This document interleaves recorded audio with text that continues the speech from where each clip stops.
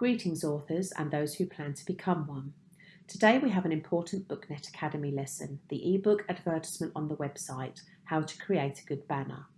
First, let's clarify one thing, namely that the aim of this lesson is not to teach you how to create advertising banners on your own, since it's quite difficult to master the Photoshop program, but to tell you in particular how to clearly provide the designer with a task and how to tell a well done banner from a bad one. So let's consider this lesson from that point of view. Why is it necessary to clearly provide the designer with a task, since most designers aren't advertisers? They can sensibly put a font, select a colour for that font in order for it to be legible. Designers can assemble the picture for a banner. However, it is you who should clearly understand what you want to get as a result. Probably it isn't a secret that Booknet provides its commercial authors with free advertisements for their paid ebooks. Usually an ebook gets 1,000 to 2,000 banner clicks free of charge. That is, in case we're talking about a common ebook provided on Booknet and not a bestseller one. If an author advertises their ebook outside of Booknet, one click will cost them approximately 45 cents for the USA, the UK, Australia and Canada. And one cannot be certain at all that those users who click on the banner understand that they are about to start reading an ebook. Thus, if a Booknet author gets the advertising package for their ebook that regularly costs about $450 to $900 free of charge, it's quite reasonable for them to spend about $40 to $70 on a designer who creates a good banner. In our opinion, this is a reasonable investment.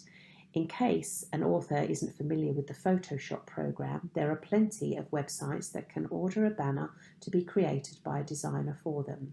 Note that banners should be ready before the sales of an ebook are launched. You shouldn't order those banners when the sales have already started. Please note that if you upload the banner from the start, the ebook will obtain as many readers as possible by the moment the bookscription for that ebook has started. However, if an author prepares their banner after the bookscription was launched, it might happen that banner would be ready and set on the Booknet website only in a month, and therefore part of those 1,000 to 2,000 banner clicks we've mentioned above might not be used, since the bookscription period would already be completed. Thus, an author should think about the banner when they're preparing the cover of their book. Let's imagine that we see an advertising banner like this. On one hand, it looks good, dark background looks effective, and fonts can be read pretty well here. On the other hand, it's worth keeping the ebook mood and respectively the banner in mind. For example, the dark background of this banner wouldn't be suitable for a romantic comedy, literary genre, since black colour reflects a serious conflict between heroes. This colour is more suitable for detective stories or romances with tragic plots. For instance, she left him because of her dream. Was that a mistake? If an author wishes to make a banner a bit more joyful, they might choose a background with clouds. It's more suitable for the romantic comedy in our opinion, since clouds reflect positive emotions. Let's keep in mind that the majority of Booknet readers see advertising banners from the screens of their smartphones. On this slide, we can see that banner with clouds in its reduced size and understand if the advertising slogan and other elements can be seen with difficulty. Let's look at these banners. In advance, we mulled over the place where the advertising slogan, background and colour of a font would be put. We created triggers for the target audiences. Thus, a traveller with a blaster attracts buffs of space operas. Moreover, the banner with the girl and the werewolf draws the attention of the fantasy romance buffs. Everything looks harmonious and there are no excessive details. Please make sure that you choose the right place to put the text as well as the right background. A book cover shouldn't be used for the creation of a banner, since it's difficult to place anything else there, except for the author's pen name. Let's delve into one important thing, namely what text should be placed on the banner.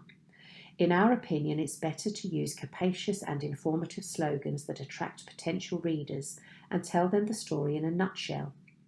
It's crucial to understand that an advertising slogan should convey the flavour of the ebook. Its aim is to bring to the author those readers who are keen on the ebooks that the author writes. For example, if an author would like to advertise a detective story but uses a slogan such as "She was trapped by a mafia leader, can she make him fall in love with her?" In this case, readers are likely to think it is a mafia romance, And if it's a detective story with no romance storyline whatsoever, such a banner would give the author many clicks but hardly any buyers, or none at all. We recommend to use advertising slogans that are not longer than 2 lines in the horizontal banner, 728 by 90, and the type font size not less than 18. The handwriting font size shouldn't be less than 21. And speaking about the vertical banner, 200 by 300, the type font size shouldn't be less than 16, and the handwriting font size shouldn't be less than 19. Please don't forget to make idents from the margins of the banner. The size and colour of the font are crucial, since the majority of Booknet readers see the advertising banners from the screens of their smartphones.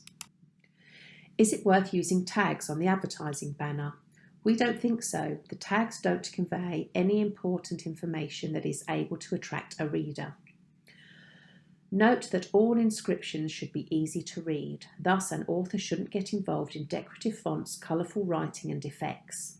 By the way, shadows, bold tracings, flares, etc. make the text unreadable and visually oversimplify the picture, making it look like an image made by an incompetent designer. What else can be placed on a banner? Advertisers have the following golden rules for attracting new customers. For example, a discount for free and exclusive. Not all these golden rules suit our case. However, if an author let their readers know that their story is available on Booknet exclusively, or that readers could read the first story of the series for free, it wouldn't be superfluous. Moreover, speaking about advertisements of the series, we recommend creating a banner that reflects the essence of the whole series, not only the 2nd or 5th ebook of that same series.